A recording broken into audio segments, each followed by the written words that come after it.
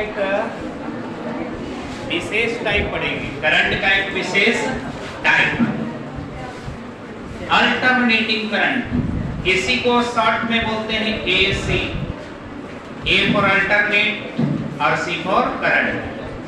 परिपथ में बहने वाली धारा अगर नियमित समय अंतराल के बाद अपनी दिशा में बार बार बदलाव ला रहा है, नियमित समय के अंतर पर अगर अपनी दिशा में बार बार बदलाव ला रहा है तो इस तरह की धारा को प्रत्यावर्ती धारा कही जाएगी।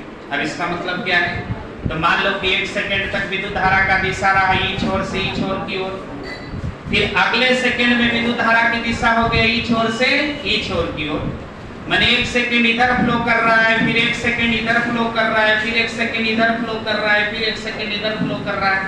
इस तरह का अगर करंट आपको दिख रहा है तो यह करंट का नाम क्या दे देना है? Alternating current. इस करंट का नाम क्या दे देना है? Alternating current. अच्छा, ये अल्टरनेटिंग करंट पैदा कैसे होगा? तो याद करो, मैग्नेटिक फ्लक्स की दिशा अगर बदल दें तो करंट की दिशा भी बदल जाएगी, या करंट की दिशा बदल गया तो मैग्नेटिक फ्लक्स के लिए भी डायरेक्शन बदल जाएगा। ऐसा आप लोगों ने पढ़ा, इसके प्रीवियस चैप्टर में पढ़ा कि अगर मान लो कि आपके पास एक कॉइल था, क्या था? कॉइल था। अब इस कॉइल में विद्युत धारा की दिशा इधर से दे रहे थे तो मैग्नेटिक फ्लक्स इधर जा रहा था, ऐसा कुछ था कि नहीं?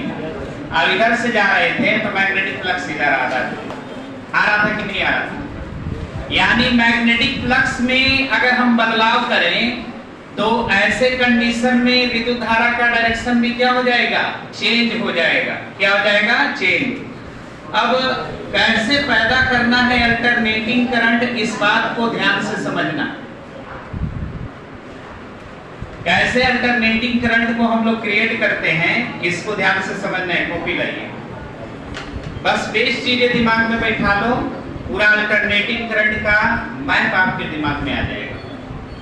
मान लो कि यहाँ पर हमारे पास कुछ है और इस पर हमने तार को लपेट दिया, बहुत सारा ऐसे ऐसे तार लपटा, ते बन गया कुंडली, ठीक है ना? नर्म लोहा का ये अगर प्लेट है, अब इस पर तांबे की तार को लपेट दिए तो ये बन गया आर्मेचर। क्या बन गया? आर्मेचर में नरम लोहा होता है, उस पर तांबे की तार की बनी हुई कुंडली लपटी हुई रहती है, और नरम लोहा और कुंडली दोनों मिल करके आर्मेचर कहलाने लगते हैं। क्या कहलाने लगते हैं? आर्मेचर।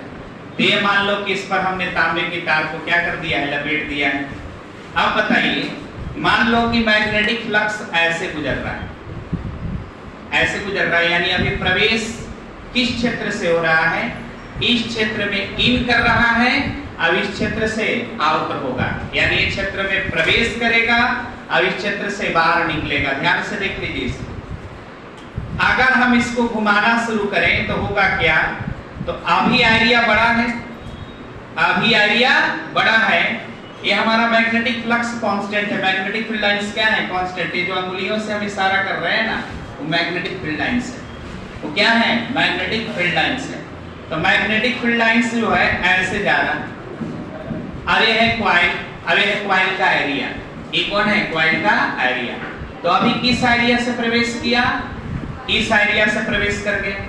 ध्यान से देख रहे हो, अगर इसको हम रोटेट करा दें तो एरिया कम हो गया, अब ये एरिया ये हो गया, एरिया कम हो गया ना, यानी फ्लक्स का मान भी कम हो गया।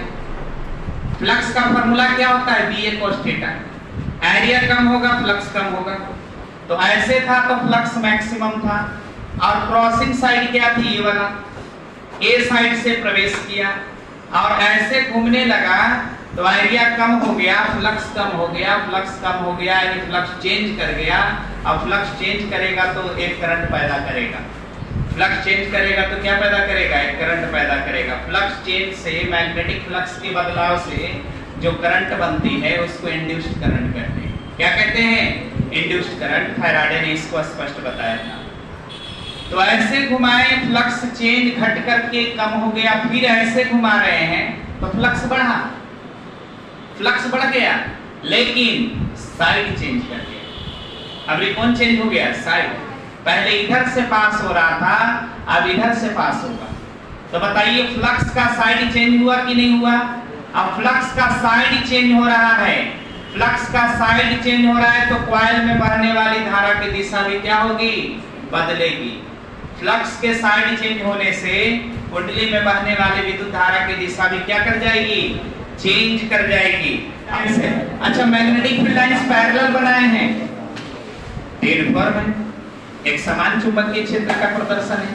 तो यहाँ पर मैग्नेटिक फील्ड लाइंस पैरेलल है, माने एक समान चुंबकीय क्षेत्र है। यही पैरेलल नहीं होता, कम बेसी होता है, कहीं फैला देते, कहीं सिमटा देते, तो magnetic field lines non uniform हो जाता है। कैसा हो जाता है? ये है हमारे पास यूनिफॉर्म मैग्नेटिक फील्ड। कैसा है? Uniform magnetic field. Magnetic field एक समान चुंबकीय क्षेत्र है, ठीक है ना?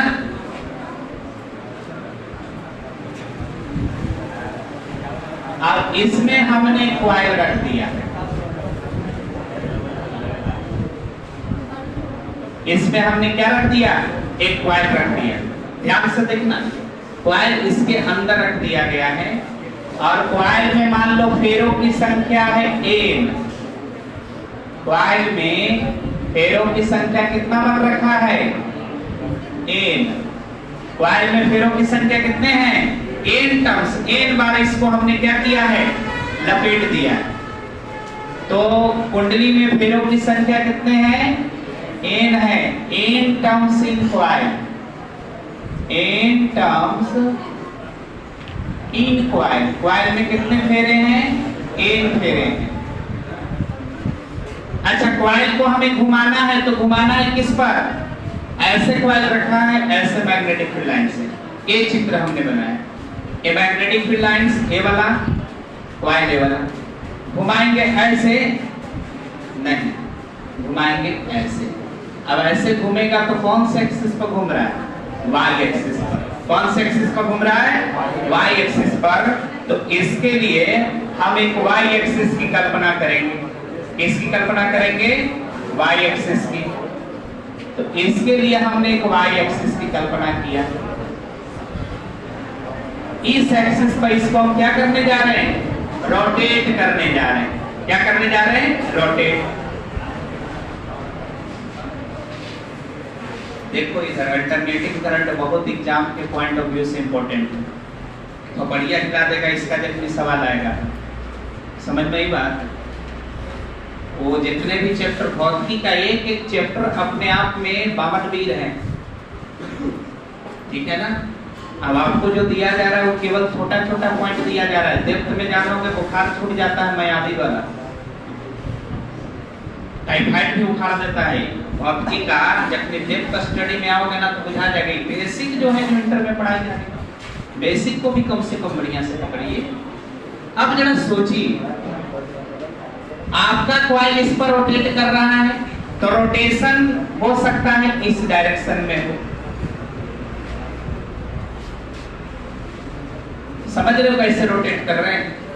ऐसे, यानी ऐसे कॉइल है, अब ऐसे रोटेट कर रहा है, ऐसे रोटेट कर रहा है, रोटेट कर रहा है ना, ऐसे रोटेट कर रहा है। अच्छा बताओ, और रोटेशन की वजह से एक चीज बदलता हुआ दिखाई देगा, वो होगा एंगल। क्या बदलेगा? एंगल। ध्यान से देखना, कॉपी हल्का ला, भारी भारी कॉपी रखती है, कमजोर आदमी है, इसमें 4 बीमार सब बड़ा ना बता रहा। चलिए, ए है, कौन सा वेक्टर बता सकते हैं आप लोग? कौन वेक्टर है? एरिया पर जो लंब हो उसको एरिया वेक्टर कहते हैं। अब एरिया वेक्टर को थीटा से दिखाते हैं। बताइए, एरिया वेक्टर हमेशा एरिया पर क्या रहेगा? लंब पर। क्या रहेगा? अब जब ये घूमेगा तो एरिया वेक्टर भी घूमेगा, ये रोटेट करेगा तो एरिया वेक्टर भी रोटेट करेगा। यानी आपके एक कॉइल के साथ एक कौन चिपका पड़ा है? Area vector. अब बताओ, इसको हम घुमा रहे हैं, इसको क्या कर रहे हैं? घुमा रहे हैं, ऐसे कर रहे हैं। तो यहाँ पर आप देखो तो कभी इधर कभी इधर एंगल चेंज कर रहा था क्या? अब एंगल चेंज हो तो एंगुलर वेलोसिटी, कौन सी वेलोसिटी? एंगुलर वेलोसिटी कहां से निकल कर आती है? एकांक समय में जितना कोण बदल रहा है उसको हम क्या कहते हैं? कोणीय वेग। क्या कहते हैं? कोणीय वेग। तो एक बात आपको अलग से दिमाग में बैठा कर रखना है, इसके रोटेशन को हम लोग एंगुलर वेलोसिटी से निकालेंगे। किससे निकालेंगे? भाई जितना तेजी से घूमेगा उतना ही तेजी से एंगल चेंज करेगा। अगर धीरे धीरे घूमेगा तो धीरे धीरे एंगल चेंज करेगा, तेजी से घूमेगा तो तेजी से एंगल बदलेगा। किसका? एरिया वेक्टर का। किसका? एरिया वेक्टर का। अब एंगुलर वेलोसिटी का कॉन्सेप्ट आपको दिमाग में होना चाहिए। आपको एंगुलर वेलोसिटी का कॉन्सेप्ट क्या होना चाहिए? तो एंगुलर वेलोसिटी, एंगुलर वेलोसिटी, कोणीय वेग। अब कोणीय वेग को जनरली हम लोग ओमेगा द्वारा दिखाते हैं। अब ओमेगा बराबर फॉर्मूला हो जाता है थीटा बटा में टी, थीटा बटा में टी। एक और फॉर्मूला याद रखना, जब पूरा एक चक्कर घूम जाएगा तो बताओ, तो ऐसे था ना, एक चक्कर घूमेगा तो ऐसे ही आ जाएगा। तो कितना घूमा बताओ तो? समझ में आया? फिर से कॉपी उठाना पड़ेगा, एकदम दिमाग में बैठाइए। ये इस पर चिपका, अब इसको हम एक चक्कर घुमा रहे हैं, तो भी तो एक चक्कर घूम जाएगा। अब एक चक्कर ही घूमेगा तो कितना कोण बनाएगा? 360। अब एक चक्कर में जो टाइम लगेगा उसको कहेंगे टाइम ऑफ पीरियड, आवर्तकाल। क्या बोलेंगे? तो यहाँ पर आपके पास अगर एक चक्कर की बात करना है फॉर वन रिवोल्यूशन, किसके लिए? फॉर वन रिवोल्यूशन, रिवोल्यूशन माने परिक्रमा, रिवोल्यूशन।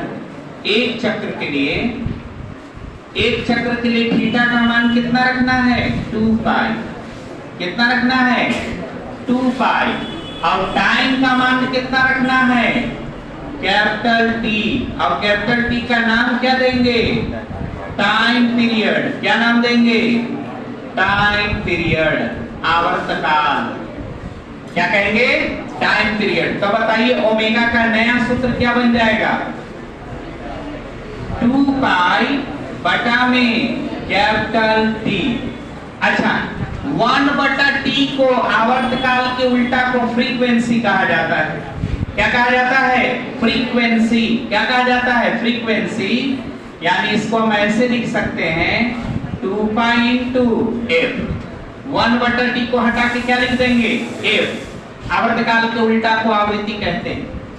और इसको निकाल करके भी आप लोग देखे होंगे, 11th क्लास में पढ़ाए हैं, वेव पढ़ाए हैं, तो उसमें ये सब बात बताए थे।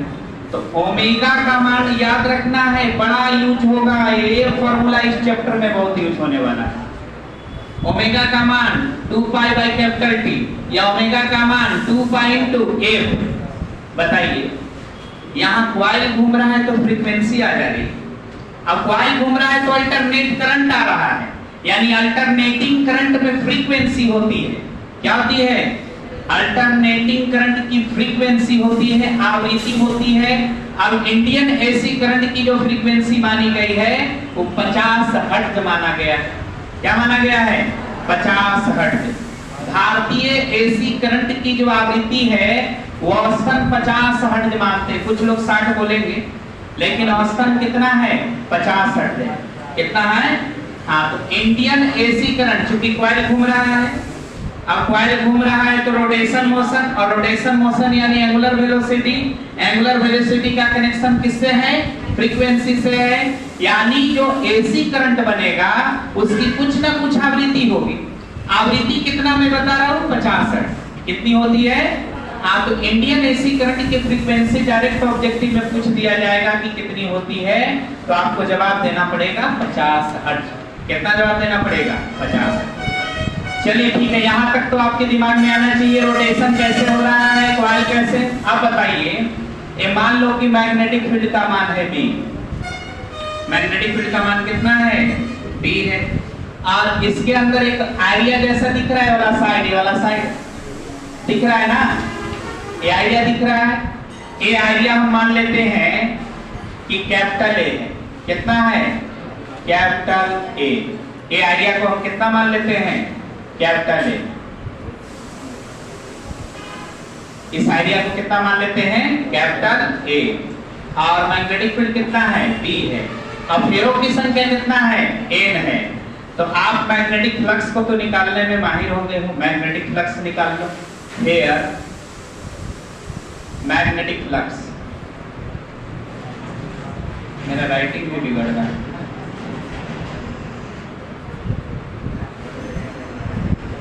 हेयर फाई बराबर, बोलिए, B A cos theta. Phi बराबर बी ए कॉस थीटा। थोड़ा पीछे आइए, थीटा बराबर कितना लिखते हैं, ओमेगा टी लिखते हैं। देख लो, बी ए कॉस थीटा, तो थीटा बराबर कितना, ओमेगा टी। तो अब देखो नेक्स्ट में होगा, तो यहां पर देखिए फाई बराबर बी ए कॉस थीटा, तो बी ए रख दिया, कॉस रख दिया, थीटा के जगह पर किसे पुट कर दिया, ओमेगा टी को। तो फाई बराबर क्या हो गया, बी ए कॉस थीटा। अब ऑब्जर्व, अब लगाइए Faraday's law. According to Faraday's law, Faraday's law, Faraday के नियम अनुसार ईएमएफ अगर निकालना हो तो minus A D phi by D T, यही फॉर्मूला लगाते हैं ना। एम लिखे होंगे फाई है, तो हम बता ही दिए थे कि एम लिखना ना लिखना आपकी मर्जी पर है। एम से खाली पहचान होती है कि मैग्नेटिक फील्ड है, मैग्नेटिक फ्लक्स है, और कुछ नहीं। तो बताइए, ए माइनस एन रहने दीजिए। अब इसको रखिए D P A cos omega T, और बटा में कौन, टी टी। अब आप लोग मैथ जानते होंगे, इसमें बी ए तो कांस्टेंट है, इसको तो बाहर रहना चाहिए, तो इसको बाहर कर दो। तो बाहर कर दोगे तो क्या हो जाएगा, E बराबर माइनस एन बी ए, E बराबर माइनस एन बी ए। अब बताइए अंदर कौन रह गया, अंदर कौन कौन है, देख लो। डी कॉस ओमेगा टी बटा में D T, D cos omega T और बटा में कितना, डी टी। बायोलॉजी ठीक है ना। तो minus N B A cos omega t d t का समाकलन, अवकलन बताइए, माइनस साइन ओमेगा टी अब इनटू ओमेगा। होगा कि नहीं होगा, तो होगा माइनस साइन ओमेगा टी अब इनटू ओमेगा। ओमेगा इस ओमेगा से गुना करना चाहिए कि बाहर, अंदर वाला ओमेगा से गुना करना बेस्ट होगा कि बाहर गुना करना बेस्ट होगा। अंदर में एंगल है, एंगल के साथ कोई छेड़छाड़ नहीं करते, बाहर गुना करेंगे। माइनस माइनस क्या हो गया, प्लस चिन्ह लिखने की जरूरत नहीं है। क्या लिखें, N B A omega sine omega T equal to कौन, ई। अच्छा, ई का मैक्सिमम वैल्यू कितना हो सकता है, कौन डिसाइड करे। ई का मैक्सिमम मान, चूंकि साइन आ गया, तो साइन वेरिएबल चीज है, यह 0 से लेकर +1 तक और +1 से -1 तक बदलता रहता है। साइन का मान कहां से कहां तक बदलता है, +1 से -1 के बीच में रहता है। तो साइन का मान वेरिएबल है, साइन हमारा चेंज करता है। तो बताओ, साइन ही चेंज करेगा तो ईएमएफ का मान भी चेंज करेगा। अच्छा, साइन का मान कैसे चेंज किया, 0 से +1, +1 से 0 और फिर 0 से -1। अब साइन आप लोग, साइन का ग्राफ आप लोग खींचना जानते हैं कि नहीं जानते, बता दो। साइन का नहीं खींचना जानते हैं, ये है साइन का ग्राफ। एक चक्र के साइन का ग्राफ ऐसा होता है। यहाँ पर एंगल 0 दिखाई जाती है, यहाँ पर एंगल π/2 होती है, यहाँ पर एंगल पाई होती है, यहाँ पर एंगल 3π/2 होता है, यहाँ पर एंगल 2π होता है। साइन का ग्राफ खींचते हो तो बताओ, देखो साइन का प्रोसेस समझो। 0 से बढ़ के मैक्सिमम पर गया, मैक्सिमम से घट के 0 पर आया, ये हो गया आधा चक्कर। 0 से पाई बने आधा चक्कर, और 0 से 2π बने पूरा चक्कर। अब एकदम फील करना, 0 से घटकर मैक्सिमम पर गया, मैक्सिमम से घटकर 0 पर आया, ये हो गया हाफ साइकिल। ये क्या हो गया?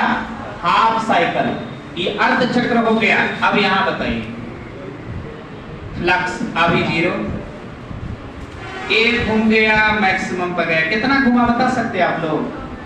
90 घुमा है, नभी ना घुमा है, तो मैक्सिमम हो गया कि नहीं? तो बताओ 0 पर था तो 0 था, 90 घूम गया तो मैक्सिमम हो गया, ऐसे मैक्सिमम हो गया है। अब फिर घूम करके कितना हो जाएगा? 0, आधा घूम गया। आधा क्यों घूम गया? तो आगे वाला पीछे चला है, पीछे वाला आगे चला है। आधा घूमने का मतलब हम आपकी ओर है, तो अब हमारा पीठ आपकी ओर होगा, राइट लेफ्ट की ओर होगा, लेफ्ट राइट की ओर होगा।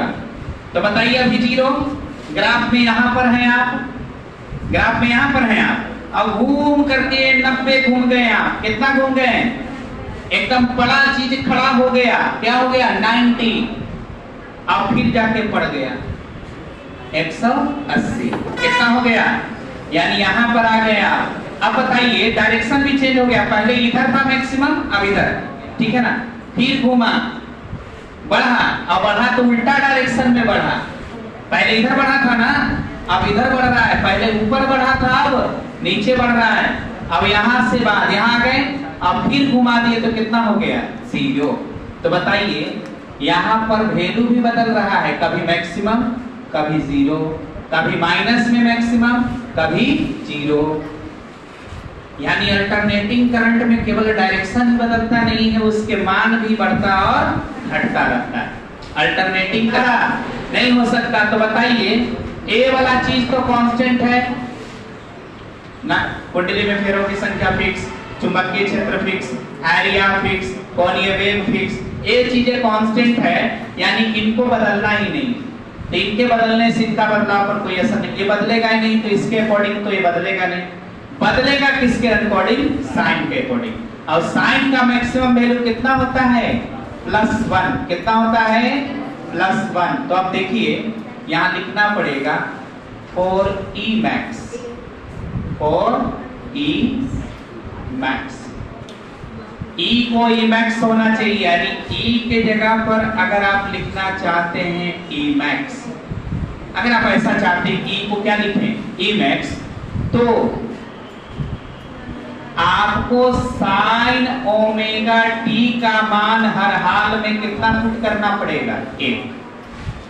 अगर E का मैक्सिमम मान लिखना चाहते हैं तो साइन ओमेगा टी का मैक्सिमम वैल्यू कितना रखना पड़ जाएगा? 1।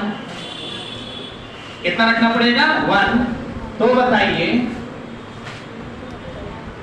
इसलिए E बराबर, E की जगह क्या लिख दिए? E max, E की जगह क्या लिख दिए? E max। आई वाला तो चुपचाप n b a ओमेगा। अब साइन की जगह कितना रख दिए? 1। साइन की जगह कितना रख दिए? 1। तो बताइए E max का मैक्सिमम वैल्यू कितना हो गया? EMF का मैक्सिमम मान कितना हो गया? n b a into omega.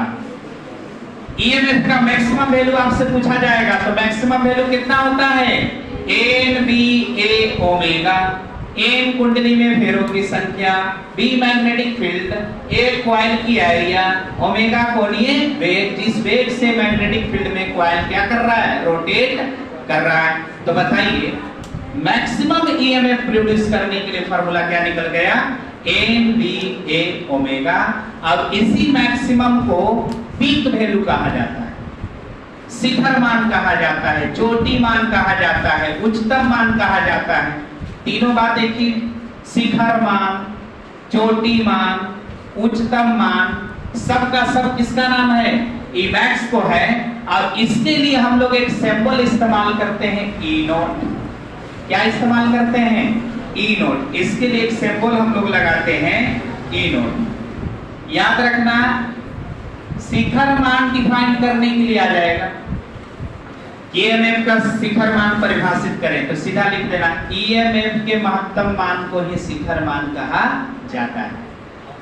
Maximum value of EMF is called peak value of EMF। यानी यहां से आपके पास एक नोट होना चाहिए कि मैक्सिमम वैल्यू, कौन सा value? Maximum value of EMF is called, कौन सा वैल्यू? Peak value. पीक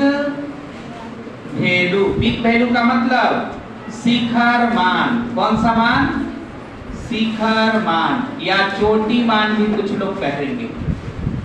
तो बोलिए ईएमएफ का महत्तम मान कितना होता है? E नोट होता है। क्या होता है? E नोट होता है। अल्टरनेटिंग ईएमएफ,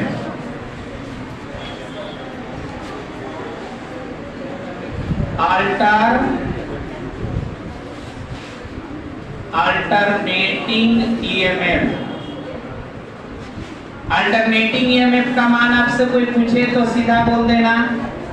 कितना? E बराबर कितना लिखे थे बोलो? NBA omega sine omega T, यही लिखे थे ना? E का मान कितना लिखे थे? NBA omega sine omega t. अब ध्यान से देखिए, NBA ओमेगा के जगह पर आप E नोट लिख सकते हैं।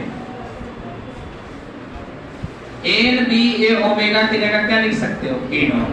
तो यहां से हमने क्या किया, इसको E नोट लिख दिया। क्या लिख दिया? E नोट और पहले से कौन? Sign omega T. E होता है अल्टरनेटिंग ईएमएफ का मान। क्या होता है? अल्टरनेटिंग ईएमएफ का मान होता है। अब अल्टरनेटिंग ईएमएफ का मान होता है तो इसका ग्राफ ऐसा होता है, कभी प्लस कभी माइनस। फिर क्या हो जाएगा बोलो? ग्राफ खींचोगे तो फिर अगले चक्र में प्लस माइनस। देख रहे हो? याद रखना है, ज्यादा माइंड को प्रेशर नहीं देना है। वो हम जानबूझ के आपको डराते हैं कि ये चीजें भारी होती है। ना डराएंगे तो तू अलर्ट होकर सुनेगा नहीं। एसी करंट एकदम हल्का है, इसके लिए कुछ टेक्निक आपको समझ में आना चाहिए। एसी करंट में दो बातें आपके दिमाग में रखना है। एक, फ्लक्स के कम बेसी होने से ईएमएफ आएगा। ये तो हम ऑलरेडी पढ़ चुके हैं ना फैराडे के नियम में कि फ्लक्स कम कभी ज्यादा कभी कम कभी ज्यादा ऐसा कोई घटना घटित हो रहा है तो कॉइल में वोल्टेज बनता है। बोलेंगे ईएमएफ को समझना है क्या? वोल्टेज। तो कॉइल में वोल्टेज बनेगा, वोल्टेज बनेगा तो करंट लाएगा। ठीक है, तो पहला बात तो याद रखना है कि फ्लक्स कम बेसी करने से वोल्टेज डेवलप हो जाता है। किसमें? कॉइल में। दूसरी बात ये याद रखना है कि अगर फ्लक्स का साइड चेंज होता है, कभी एरिया के इस साइड से फ्लक्स एंट्री किया, कभी इस साइड से फ्लक्स एंट्री किया, तो फ्लक्स के इंटर होने का साइड चेंज होगा तो जो वोल्टेज बनेगा वो वोल्टेज का भी साइड चेंज मानो, यानी उसमें जो प्लस और माइनस टर्मिनल होगा वो भी क्या होगा? बदलेगा। प्लस और माइनस टर्मिनल भी क्या हो जाएगा? बदलेगा। इतना ही बात है इसमें। फ्लक्स का साइड चेंज होने से प्लस और माइनस टर्मिनल का साइड चेंज हो जाता है और फ्लक्स के कम बेसी होने की वजह से ईएमएफ आ जाता है। ये दो बात ही एसी करंट का जन्म दाता है। प्लस और माइनस का साइड चेंज होगा तो करंट का डायरेक्शन भी चेंज हो जाएगा, कभी इधर से कभी इधर से, कभी इधर से कभी इधर से, ऐसा होता रहेगा। तो एक करंट कैसा हो जाएगा? एसी हो जाएगा। ठीक है ना? इतना बात आप लोग अगर समझ गए हैं। हम लोग एसी सर्किट 7 प्रकार के पढ़ने जा रहे हैं। कितने प्रकार के पढ़ने जा रहे हैं? 7। Some important AC circuit. सम important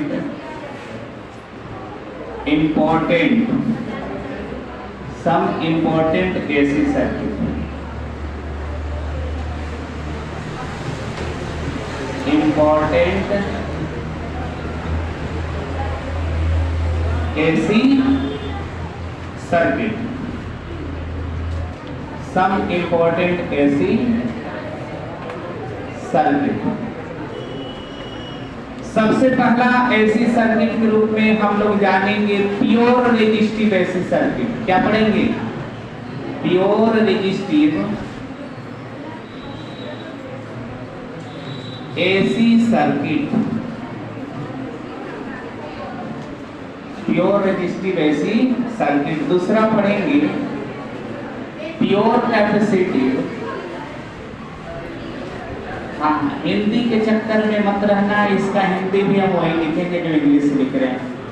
pure capacitive AC circuit. बहुत सारे फिजिक्स, बायोलॉजी और केमिस्ट्री में ऐसे वर्ड होते हैं जिसको इंग्लिश में ही याद रखने में भलाई है। Pure inductive, pure inductive, inductive AC circuit.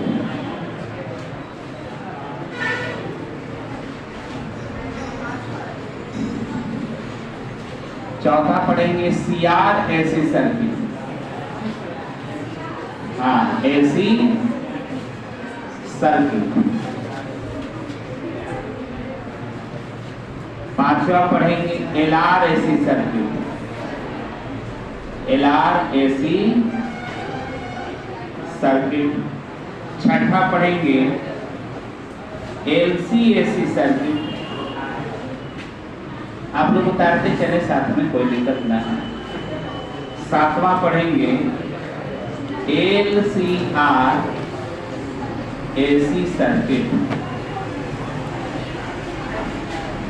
और साथ साथ ये भी बात याद रखना, प्योर रेजिस्टिव सर्किट को हम आर सर्किट भी कहते हैं। क्या कहते हैं? R circuit. और प्योर कैपेसिटिव को सी सर्किट भी कहा जाता है। क्या कहा जाता है? C circuit. और प्योर इंडक्टिव को एल सर्किट भी कहते हैं। ऐसा नाम दिया गया। प्योर रेजिस्टिव सर्किट में केवल एक रेजिस्टेंस दिखाना है, कैपेसिटिव में कैपेसिटर दिखाना है, इंडक्टिव में इंडक्टर दिखाना है। सीआर में कैपेसिटर और रेजिस्टेंस दिखाना है, एलआर में इंडक्टर और रेजिस्टेंस दिखाना है, एलसीआर में तीनों दिखाना है, एलसी में इंडक्टर और कैपेसिटर दिखाना है। 7 प्रकार के सर्किट आपको पढ़ना है, ठीक है ना? तेजी से याद रखेंगे इसको, उतारिए इसको तेजी से। हिंदी की बात करें तो हिंदी इसका ये होगा कि शुद्ध प्रतिरोध वाला एसी परिपथ। बाकी सबका हिंदी उसी के अकॉर्डिंग चला जाएगा। ये सबका हिंदी आपको होगा नहीं। सीआर एसी परिपथ, एलआर एसी परिपथ, एलसी एसी परिपथ, एलसीआर एसी परिपथ। तो हिंदी कोई खास नहीं, हिंदी कोई इसका खास नहीं, तो हिंदी के चक्कर में न जाए।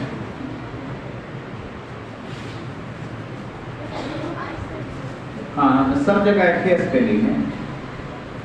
कौन बोला? एल है, एल सर्किट वाला।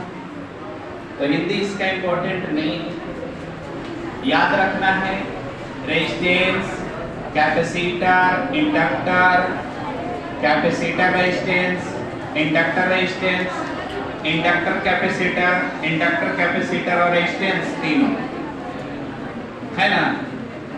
अभी तक इतना ही चीज आप लोग पढ़े भी हो। रेजिस्टेंस पढ़े हो, कैपेसिटर पढ़े हो, इंडक्टर पढ़े हो। कैपेसिटर का सीरीज पढ़े, इंडक्टर का सीरीज पैरेलल पढ़े, रेजिस्टेंस का सीरीज पैरेलल पढ़े, ये सब पढ़ चुके हैं। अब कितना पीछे की चैप्टर आपका बढ़िया है ना, वो सब इसमें मापदंड तैयार हो जाएगा। कैपेसिटर आ जाएगा, इंडक्टर आ जाएगा, रेजिस्टेंस आ जाएगा। यानी कौन आप कह सकते हो कि इसमें सारे कॉन्सेप्ट को एक साथ इन करा देना, ठीक है? चलिए देखिए आगे।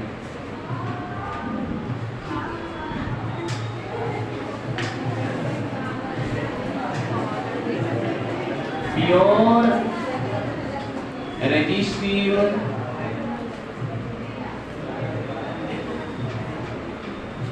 AC circuit. इस तरह के एसी सर्किट में क्या होगा? एक रेजिस्टेंस होगा और इसको अल्टरनेटिंग ईएमएफ स्रोत से जोड़ देंगे। बैटरी से ना जोड़ेंगे, बैटरी से नहीं जोड़ेंगे। बैटरी से जोड़ देंगे तो डीसी हो जाएगा। क्या हो जाएगा? डीसी।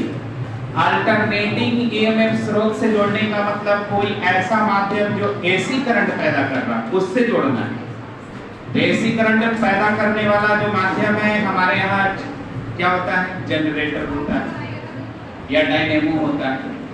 तो उससे हम लोग कनेक्ट करते हैं। एक रेजिस्टेंस लेना है, तो एक रेजिस्टेंस ले लिया। अब इस रेजिस्टेंस को कनेक्ट कर देना है अल्टरनेटिंग ईएमएफ स्रोत से। तो ये सिंपल हो गया किसका, अल्टरनेटिंग ईएमएफ स्रोत का। इसके साथ इसको कनेक्ट कर देना है, आर मान का रेजिस्टेंस कनेक्ट करें। अब इसका वैल्यू आपको जब लिखने की बारी हो तो कितना लिखेंगे, ई नॉट साइन ओमेगा टी। कल ही बताया था ई का मान कितना आता है, ई not sign omega T.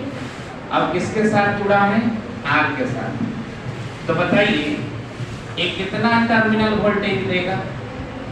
Terminal voltage ए और बी अगर मान ले कि इस रेजिस्टेंस का टर्मिनल वोल्टेज कितना होगा, तो टर्मिनल वोल्टेज ईएमएफ के बराबर होगा।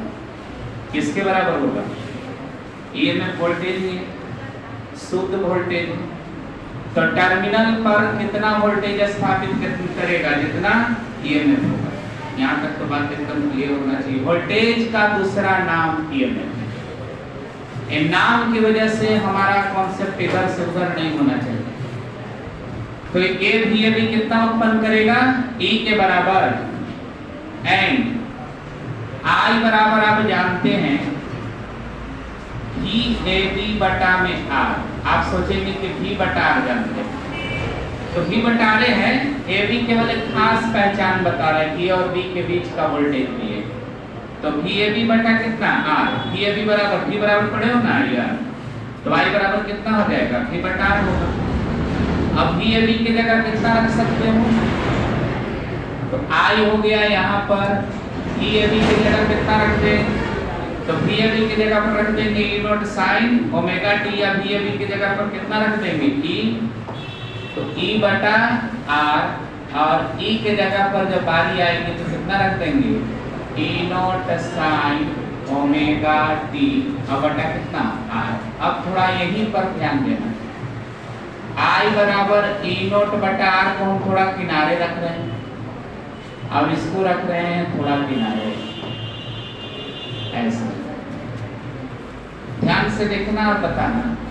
ई बटा आर को आप आई लिख रहे हो, तो ई नॉट बटा आर को क्या लिखते हैं, आई नॉट। ई नॉट हो गया मैक्सिमम वोल्टेज, और मैक्सिमम वोल्टेज से मैक्सिमम करंट मिलेगा।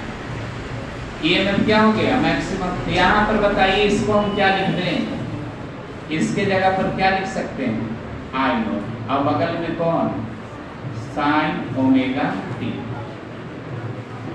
ई हो गया आई का मान, इसका मान हो गया आई का मान। कैसे तर्क दिए, ई बटा आर को आप आई लिख सकते हैं, तो आई नॉट बटा आर को हम क्या लिख सकते हैं, आई नॉट। ई नॉट बटा आर को क्या लिख सकते हैं, आई नॉट। यहाँ पर आप चाहें तो इस बात को मेंशन भी कर सकते हैं कि आई नॉट किसके स्थान पर पुट किया गया है, ई नॉट बटा आर के जगह पर क्या पुट कर दिया गया, आई नॉट। आई नॉट को क्या बोलेंगे, धारा का शिखर मान। ई नॉट को क्या बोलेंगे, ईएमएफ का शिखर मान। ठीक है ना। अब ये दोनों को ध्यान से देखिए, ये दोनों को ध्यान से देखिए। ई बराबर ई नॉट साइन ओमेगा टी, और आई बराबर आई नॉट साइन ओमेगा टी। अब इसमें कुछ बातें हैं जो हमें जानना चाहिए। ए वाला जो हिस्सा देख रहे हैं, इसको हम लोग विज्ञान में फेज कहते हैं। क्या कहते हैं, फेज। हिंदी में कला कहते हैं, कोण नहीं, क्या कहते हैं, कला है तो कोण, लेकिन इस कोण के बदले हम लोग नया शब्द इस्तेमाल करेंगे, कला। कला बोलेंगे, अब आपके दिमाग में क्या बनना चाहिए, कोण। क्या बनना चाहिए, कोण। ठीक है ना। तो ये है कला। आप देखिए दोनों में कला सेम है, दोनों में कला क्या है, सेम है। दोनों का एंगल क्या है, सेम। दोनों का एंगल सेम है, दोनों का ऑपरेटर सेम है। इसमें भी साइन है, इसमें भी क्या है, साइन है। साइन, कॉस, टेन, ये सब के ऑपरेटर, मैथमेटिकल ऑपरेटर नाम दिया गया। ठीक है ना। तो दोनों की कला सेम, ऑपरेटर सेम। तो इसके लिए बनाई जाती है फेजर डायग्राम। क्या बनाई जाती है, एसी में नए तरीके से आपको मैथमेटिकल काम करना पड़ेगा, जिसको हम लोग नाम देते हैं फेजर डायग्राम। क्या नाम देते हैं, फेजर डायग्राम। तो फेजर डायग्राम हम इसका बनाएंगे। तो फेजर डायग्राम में हम करते क्या है, किसी भौतिक राशि को सदिश के रूप में दिखाते हैं। यानी तीर का चित्र बनाकर दिखाते हैं। Phasor diagram. अब फेजर डायग्राम कैसे बनाना है, ठीक है ना, ये ध्यान से देखो। फेजर डायग्राम कैसे बनाएंगे, तो फेजर डायग्राम में आपको y लाइन लेना है, x लाइन लेना है, x हो गया e, y हो गया मूल बिंदु हो गया, ठीक है ना। अगर आपका EMF का अगर आप एक फैक्टर देते हो, T हो गया EMF, और EMF का मान कितना रखेंगे, E बराबर E0 sine omega T। Angle कहाँ दिखाएंगे, T रहेगा एंगल कितना, ओमेगा T। एंगल कितना रहेगा, ओमेगा T। अब E का आपने ऐसा डायग्राम बनाया है, तो I का भी यही डायग्राम बनेगा, थोड़ा सा तीर के आकार छोटा रखेंगे। क्यों, क्योंकि I जो निकला है E0 बटा R से निकला है, तो E0 थोड़ा बड़ा होगा, E0 में R से भाग पड़ेगा तब I निकलेगा। अब भाग देने से कोई चीज ज्यादा संभावना होती है, कुछ छोटा पड़ता है। क्या होता है, अगर E0 है 20, अब R का मान है 4, तो I का मान कितना हो जाएगा, 20 बटा 4 बराबर 5, यानी छोटा हो जाएगा ना। तो I का मान जो हम लोग दिखाएंगे, I का जो डायग्राम दिखाएंगे वह इतना ही एंगल पर दिखाएंगे, लेकिन थोड़ा सा वैल्यू क्या रखेंगे, कम। ये हो गया I का चित्र। Y बराबर कितना, I0 साइन ओमेगा T। दोनों का एंगल सेम रखना है, दोनों का एंगल क्या है, सेम। जब दोनों का एंगल सेम है तो कला समान है, समान कला है। कला मतलब कोण, यानी दोनों का एंगल सेम है तो समान कला है। समान कला में ये दोनों कहे जाएंगे, और समान कला में होने का मतलब एक साथ EMF बढ़ेगा, उसी के साथ I भी बढ़ेगा। माने EMF अगर मैक्सिमम पर जाएगा तो I भी मैक्सिमम पर जाएगा, EMF मिनिमम पर आएगा तो I भी मिनिमम पर आएगा। माने दोनों साथ साथ वेरी करेंगे, साथ साथ वेरी कर रहे हैं एक साथ। जब EMF मैक्सिमम पर जा रहा है उसी वक्त I भी क्या जा रहा है, मैक्सिमम पर। जब EMF मिनिमम पर आ रहा है तो I भी मिनिमम पर आएगा। एक साथ अगर उछाल और एक साथ गिरावट दिखाई दे तो इसको हम बोलते हैं सेम फेज।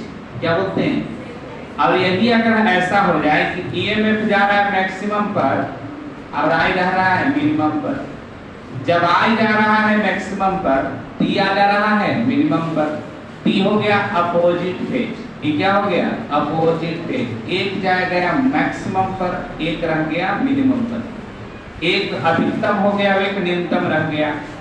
अगर उल्टा हुआ तो इसको हम लोग क्या बोलेंगे, विपरीत फेज। क्या बोलेंगे, विपरीत फेज। तो यहाँ पर I और E दोनों सेम फेज में होते हैं। दोनों क्या होते हैं, सेम फेज में होते हैं, दोनों समान कला में होते हैं। तो ऑब्जेक्टिव सवाल पूछता है कि प्योर रेजिस्टिव AC सर्किट में विद्युत धारा और विद्युत वाहक बल होते हैं समान कला में। π/2 रेडियन आगे, π/2 रेडियन पीछे, कुछ भी नहीं कर सकते। ऐसे 4 ऑप्शन बना करके आपसे सवाल पूछा जा सकता है। तो याद रखना है, प्योर रेजिस्टिव AC सर्किट में EMF और I समान कला में होते हैं। कैसे होते हैं, समान कला में होते हैं। ये बात एकदम नोट पॉइंट के रूप में आपको याद रखना होगा। In pure resistive AC circuit, pure resistive AC circuit, AC circuit I and E are in same phase, are in same phase, are in same phase। Same phase मतलब फेज माने कोण, दोनों समान कोण पर रहते हैं या समान कला में रहते हैं। अब इसमें कलांतर कोई पूछे तो कलांतर कितना बताओगे, कोण में अंतर है किसी में, जितना E का कोण है उतना ही I का कोण है, तो कोणांतर नहीं, क्या बोलते हैं इसको, कलांतर। तो कलांतर कितना बोलिएगा, दोनों का एंगल सेम है तो अंतर कितना हो गया, 0, यानी इसमें कलांतर शून्य होता है। इसमें कलांतर कितना होता है? शून्य। फेज डिफरेंस को 0 माना जाता है। ठीक है ना। अगर इसका हम लोग वेव डायग्राम बनाए, वेव डायग्राम मतलब साइन और कॉस के ग्राफ को दूसरा नाम क्या है? Wave graph. क्या नाम है? साइन और कॉस का जो ग्राफ हम लोग खींचते हैं ना, उसको हम लोग वेव ग्राफ कहते हैं। क्या कहते हैं? Wave graph. तो इसका अगर हमें ग्राफ खींचना, क्या खींचना हो? ग्राफ खींचना हो तो ग्राफ कैसे खींचेंगे? ग्राफ खींचने के लिए आ जाए तो ग्राफ ऐसे खींचना, इस लाइन पर एंगल दिखाना। क्या दिखाना? एंगल। अब इस लाइन पर दो चीजें एक साथ दिखाना, ई भी और आई भी। यहां पर मान लेना मैक्सिमम ई नॉट नीचे की ओर माइनस, अब इधर मैक्सिमम ई नॉट ऊपर की ओर प्लस। अब इसी के कंट्रोल में मान लेना आई। क्या मान लेना? आई। इधर maximum I naught minus I naught, इधर maximum I naught plus I naught. Minus और प्लस क्यों? ऊपर वाला प्लस, नीचे वाला माइनस। और ये जो एंगल डिस्ट्रीब्यूशन करना वो 0 से बांटना π/2, फिर कितना? पाई, फिर कितना? dπ/2, फिर कितना? 2π। एक चक्र का ग्राफ खींचना, एक चक्र का ग्राफ खींचा जाएगा। और जैसा ग्राफ E का होगा वैसा ग्राफ I का होगा, क्योंकि दोनों तो एक ही चीज है, दोनों साइन है, दोनों में एंगल सेम है, दोनों में सब कुछ सेम है, तो ग्राफ भी एक जैसा होगा।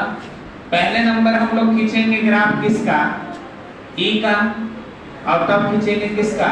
I का। ध्यान से यहाँ पर ग्राफ खींचने के लिए कला, ग्राफ तो साइन का खींचने आता है ना, तो 0 पर 0, मैं π/2 पर प्लस, और फिर पाई पर 0, फिर 3π/2 पर माइनस, फिर π/2π पर 0। ये जो ग्राफ आप खींचे, ये ग्राफ किसका हो गया? तो ये ग्राफ हो गया E का। किसका ग्राफ हो गया? E का। E0 sin omega t। ये ग्राफ किसका हो गया? E का। अब I का खींचना है। किसका खींचना है? I का अगर ग्राफ खींचना है तो 0 पर 0, π/2 पर प्लस आई नॉट, और पाई पर 0, फिर 3π/2 पर माइनस आई नॉट, और 2π पर 0। ये जो सेकंड ग्राफ आपका गया, ये सेकंड ग्राफ किसका हो गया? आई का। तो आप दोनों ग्राफ को देखो तो ऐसा लग रहा है कि एक दूसरे का अनुसरण कर रहा है। ग्राफ खींचने आता है ना सबको, साइन और कॉस का। I0 sin omega t। Graph खींचने की कला आपको मैथ में सिखाया गया होगा, इसके लिए भोजपुरी सारणी वगैरह बनाते हैं लोग। तो ग्राफ आपको साइन का खींचना है बस। और ये भी सुनिए, अगर मान लो कि ये π/2 आगे कोई बढ़ेगा, वो बात में बताएंगे तो फिर कंफ्यूजन में आ जाओगे। E का मान कितना? E का ग्राफ के साथ साथ किसका ग्राफ चलेगा? क्यों साथ साथ चल रहा है? तो यहाँ पर फेजर डायग्राम बता रहा है। फेजर डायग्राम बता रहा है जैसे जैसे ईएमएफ बढ़ेगा वैसे वैसे आई बढ़ेगा। तो आप देखो, जैसे जैसे ईएमएफ बढ़ा वैसे वैसे आई बढ़ा, जैसे जैसे ईएमएफ घटा वैसे वैसे आई घट गया। यानी वेरिएशन ई में और आई में एक जैसा है। जैसा ईएमएफ में परिवर्तन या बदलाव दिखाई दे रहा है, वैसा ही बदलाव किसमें दिखाई दे रहा है? आई में दिखाई दे रहा है। ठीक है ना। तो जैसा ईएमएफ में बदलाव दिखेगा वैसा ही बदलाव किसमें दिखाई देगा? आई में। इस तरह के परिवर्तन, इस तरह के ग्राफ को हम लोग, ये जो ग्राफ हम लोग खींचे हैं, ये वेव ग्राफ के नाम से जाना जाता है। वेव ग्राफ इसलिए क्योंकि वेव की भी नेचर ऐसा ही होता है, इस तरह से ऊपर नीचे करता हुआ आगे भागता है, वेव नेचर वैसा ही होता है। तो कभी कभी इसको वेव ग्राफ खींचने के लिए आपको दे देगा, कहेगा कि प्योर रेजिस्टिव एसी सर्किट का वेव ग्राफ दिखाएं, तो आपको यही चित्र दिखा देना, यही चित्र क्या करना है? दिखा देना। ठीक है ना। इतना बात आपको दिमाग में होना चाहिए। ग्राफ खींचने सबको आता है ना, हमें मानकर पढ़ा रहे हैं कि आपको ग्राफ खींचने आता है। अगर ग्राफ नहीं खींचने आता है तो फिर बात बिगड़ जाएगी। सबको ग्राफ खींचने आता है साइन और कॉस का? अच्छा ऐसा कीजिएगा, कल संडे है ना, आपको ग्राफ खींचने की कला कहीं से सीख लीजिएगा। चाहे कोई भी माध्यम से सीखें, यूट्यूब से सीखें, किसी किताब से सीखें, कहीं से ग्राफ खींचने के लिए सीख लेना, क्योंकि ग्राफ खींचने की जिम्मेवारी हमारी जो मैथ का कॉन्सेप्ट है। अब इसके लिए आपको ग्राफ खींचने के लिए सीख लेना है। अब अगर ना समझ में आए तब हमको इंट्रोड्यूस करना, हम उसको सिखा देंगे, लास्ट में हम सिखाएंगे। ग्राफ खींचने आता है? कोई भी ग्राफ खींचना, y बराबर है। अब देखो, ये जो ग्राफ आपको ऐसे मिल जाता है, ये ग्राफ साइन का होता है। किसका ग्राफ होता है? साइन। एक चक्र का ही ग्राफ कहलाता है। कितना कहलाता है? एक चक्र। तो ये साइन का ग्राफ होता है, ठीक है ना। चलिए तेजी से उतार लीजिए, तो आप लोग ज्यादा नहीं पढ़ाएंगे।